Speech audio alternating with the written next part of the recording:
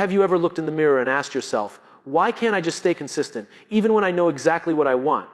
That question hits harder than any failure, because deep down you know the truth. You're not fighting your goals, you're fighting your own mind.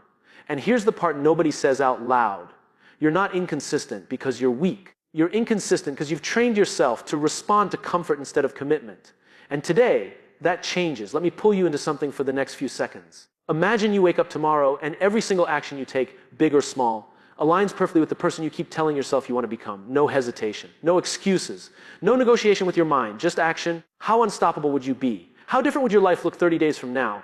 We often fantasize about transformation, but we never talk about the identity shift required to earn consistency. Not motivation, not identity. Consistency isn't a strategy. It's a story you tell yourself every single day. Most people think discipline is about forcing yourself to act. It's not. Discipline is the result of deciding who you are long before the moment of temptation arrives. When life gives you the option to drift, to delay, to wait just one more day, your identity answers on your behalf. That is how the most consistent people operate. They program their identity with intentional repetition. Let me tell you a quick story. In school, I watched a kid who was never the smartest, never the fastest, never the most talented.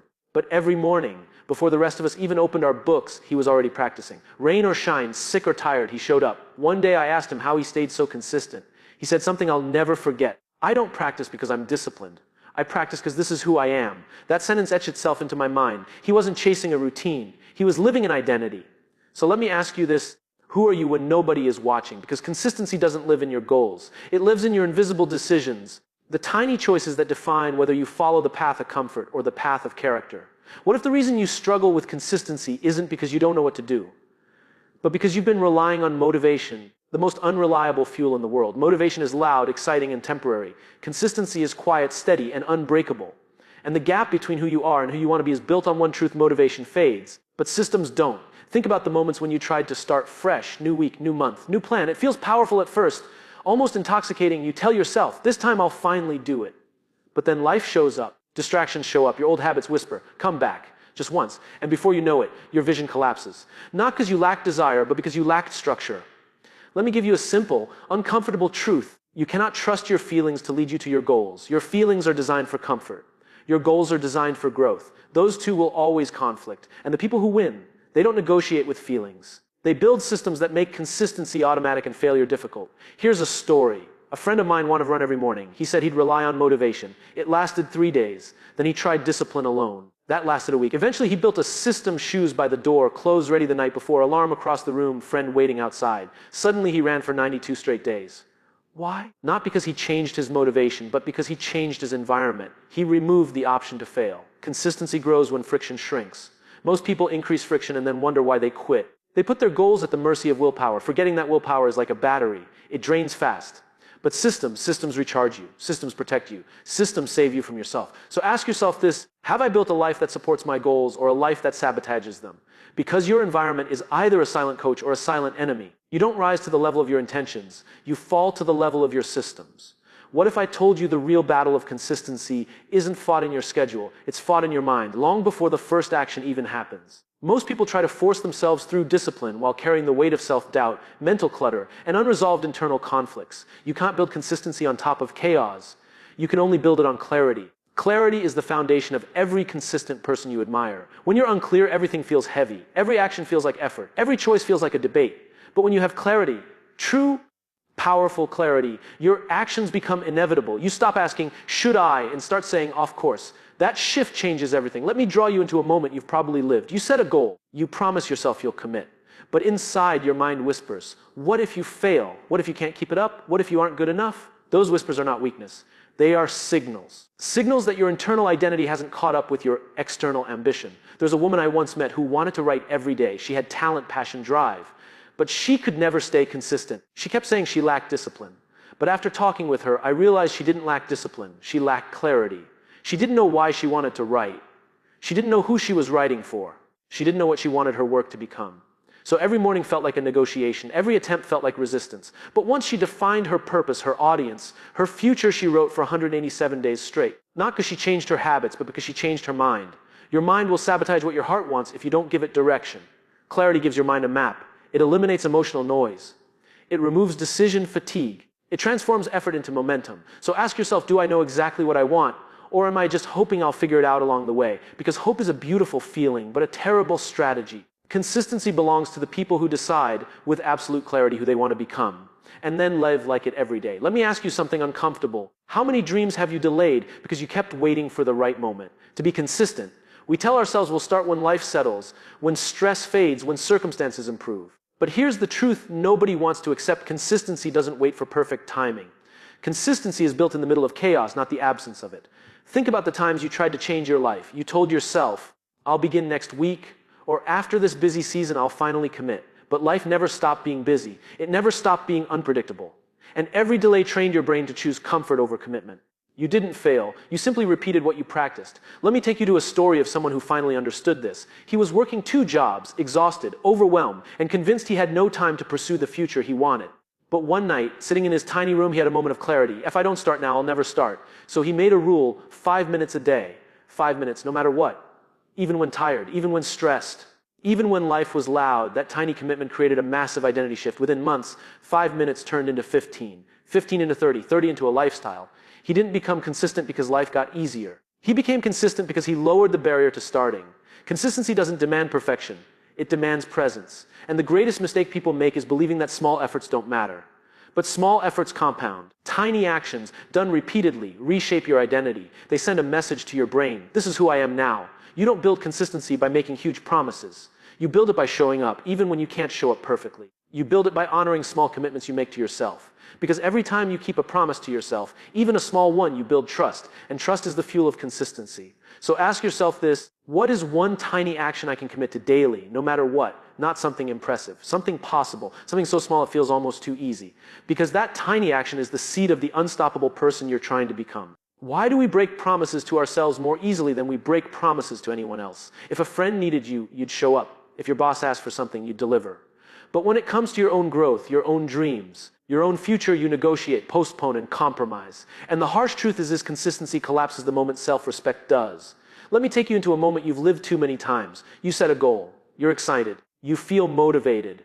Then at the first sign of resistance, tiredness, distraction, discomfort, you tell yourself, it's okay, I'll try again tomorrow. And maybe you do, maybe you don't. But what you don't realize is that with every skipped commitment, you send a message to your subconscious: my word doesn't matter.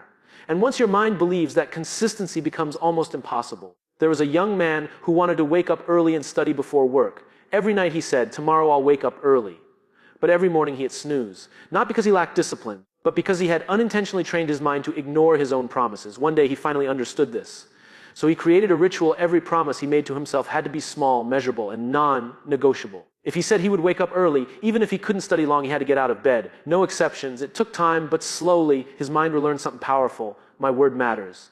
That shift changed his entire life. Consistency thrives where self-trust exists, and self-trust is built one decision at a time. The goal isn't to be perfect, it's to be reliable. Because when you become someone who can rely on yourself, your habits transform. Your confidence transforms. Your future transforms. So ask yourself honestly, do I keep the promises I make to myself? Because if you can master that one habit, keeping your own word, the rest of your goals will fall into place. Consistency doesn't start with action. It starts with integrity. What if the single greatest barrier to your consistency is the environment you've built around yourself? You may think you lack discipline, but more often, you lack surroundings that support the person you're trying to become. Your environment shapes your behavior far more than your willpower ever will. Think about this: if your phone is always nearby, you'll reach for it. If unhealthy food is in the house, you'll eat it. If your workspace is cluttered, your mind becomes cluttered. Most people don't fail because they're incapable. They fail because their environment makes the wrong behaviors easy and the right behaviors difficult. Let me share a moment that changed my perspective. There was a man who desperately wanted to stop wasting time on his phone at night. He tried discipline, he tried motivation, he tried guilt. Nothing worked. Then one day he made a simple change. He charged his phone in another room. That one adjustment created a ripple effect. He slept earlier, woke up clearer, read more, and finally created a consistent nighttime routine. Not because he became stronger, but because his environment stopped fighting his goals. If you design your environment intentionally, consistency becomes natural. Place the objects that support your goals in your line of sight. Put the obstacles in your way out of reach. Make the path to success frictionless. Make the path to distraction inconvenient.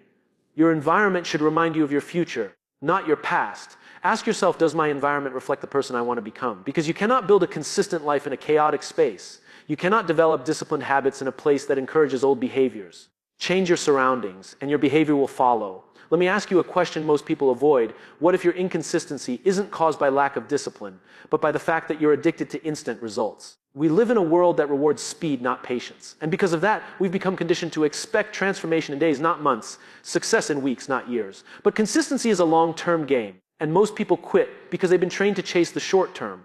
Imagine planting a seed. You water it for 1 day and see nothing. You water it for 2 days, still nothing. By the 3rd day, most people would walk away, assuming the seed isn't working. But nature doesn't move on your timeline. Growth happens beneath the surface long before it becomes visible.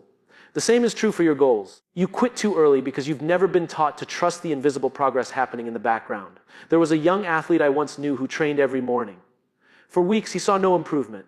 He got frustrated, discouraged, ready to give up. But his coach said one sentence that changed everything. If you quit now, you'll never know how close you already were. That day he kept going. Weeks later, he hit a breakthrough that transformed his entire performance. Not because he suddenly got better, but because the progress he'd been building finally became visible. Consistency requires patience. Patience requires faith. And faith requires you to show up even when results haven't shown up yet. You can't microwave greatness. You can't fast forward growth. The people you admire didn't succeed because they got lucky. They succeeded because they endured the invisible seasons. The quiet days, the slow days, the discouraging days. Ask yourself, have I been quitting because I failed or because I didn't see progress fast enough? Most people don't fail, they abandon. They walk away during the phase when nothing seems to be changing. But the truth is everything is changing. You just can't see it yet. Consistency becomes easier the moment you stop chasing speed and start committing to the process. Growth is happening even when it's silent. Trust the slow work. Trust the invisible work. Trust the work that feels like it isn't working, because that's the work that builds the strongest version of you. Do you know the moment consistency becomes truly powerful?